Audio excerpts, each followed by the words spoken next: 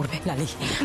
লালি, আমি কথার কাছে কিছুতেই হাঁটতে চাই না। আমার শাশুড়ি মা মশলা বড়ি করে রেখেছে।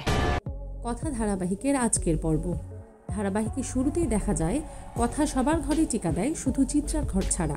জনি বলে মায়ের ঘরে একটু বেশি করে টিকা দেয়া হোক, যাতে ওনার সুমতি হয়। চিত্রার মেয়ে এসে বলে, তোমরা বলতে চাইছো আমার মা খারাপ? কথা বলে, আমি জানি বাবা মা অপরাধী হলে কেমন লাগে, কিন্তু অন্যায় তো অন্যায়। চিত্রা বলে, আমার ঘরের বাইরে পবিত্র ফোঁটা দিতে হবে না, পবিত্র ফোঁটা দেয়া হয় মঙ্গল কামনার জন্য। তুমি তো আমার মঙ্গল কামনা করোই না কখনো। তুমি তো চাও আমার ছেলে মেয়েগুলো আমার জীবন থেকে সরে যাক। কথা বলে, সে শুধু তার মঙ্গল চায়। সে আরও বলে, তুমি বোঝো না যে তোমার কিসে ভালো হবে।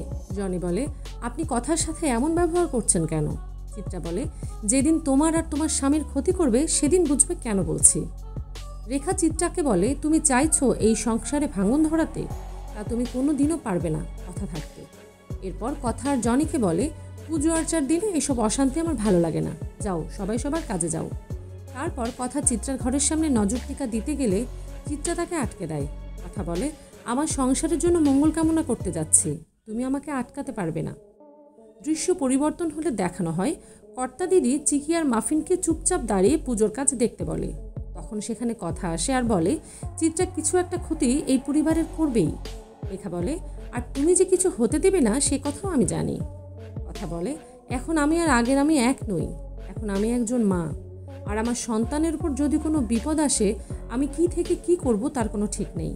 রেখা বলে, এই সমস্ত কথা ছেড়ে আসো সবাই ভোগ রান্না করি। কথায় আছে ভোগ রান্নায় দুর্ভোগ যায়। তারপর লেখা একটা হামাম দিস্তার কথা বলে যে তার শাশুড়ি এটা ব্যবহার করত। মাফিন বলে, বুড়ির মধ্যে আর কি কি আছে বের করো।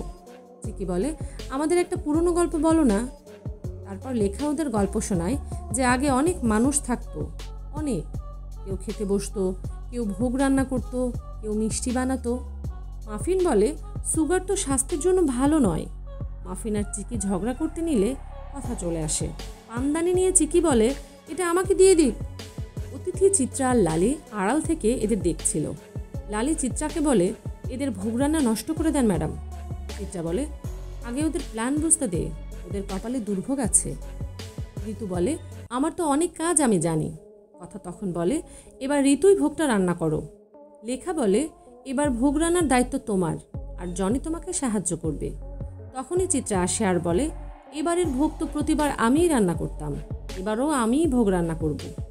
লেখা বলে, যাও গিয়ে তোমার শ্বশুর মশাই থেকে জিজ্ঞেস করে এসো, যদি সে বলে করবে। তারপর শশীভূষণ বলে, এবারের অনেক নিয়মকানুন আছে, তুমি অনেক অমঙ্গল করেছো, তারপরও তোমার হাতে ভোগ রান্না করা কি ঠিক হবে? চিত্রা বলে, আমি এ বাড়িতে আসাতে দেখি কেউই খুশি হয়নি। আমি কথা বাড়ির সবাইকে বলে দিতে চাই, আমি এ বাড়ি থেকে কিছুতেই যাব না।